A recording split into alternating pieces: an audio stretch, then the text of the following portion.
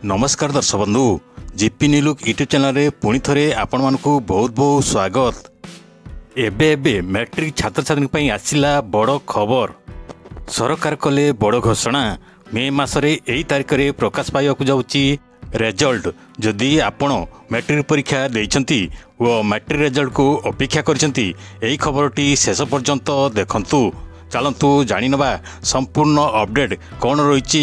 ता पूर्व आम चैनल रे नुआ होइतिले चैनल को सब्सक्राइब करी पाखरे थिबा घंटी बेल को ऑल नोटिफिकेशन रे सेट कर दियंतु।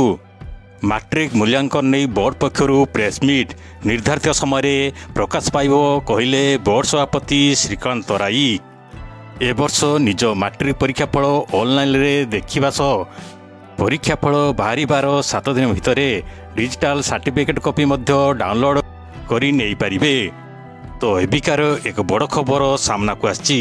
मैट्रिक रिजल्ट टेबुलेशन प्रक्रिया शेष होगा मध्य किपरि डिजिटल सर्टिफिकेट कॉपी सठिक भाव में पिला माने पाई पारिबे ता प्रक्रिया चलीछि। जहाँकि यही प्रक्रिया गोटे सप्ताह लगे बोली बोर्ड पक्षरु सूचना रोची। तेणु तुम मानकर मैट्रिक परीक्षा फल मे 7 किंबा 8 तारिख रे प्रकाश कराजियो बोली जहाँ सूचना रोची। आगको +2 पिलांकर जहाँकि आर्ट्स साइंस एवं कॉमर्स पिलांकर रिजल्ट प्रकाश कराजिबो। तेणु आपण मानकर रिजल्ट द्वितीय सप्ताह बाहरिबाटा सुनिश्चित। तेबे दर्शक बंधु यह थिला मैट्रिक रिजल्ट नहीं बड़ अपडेट जहाँ जानिबाकू पाइले।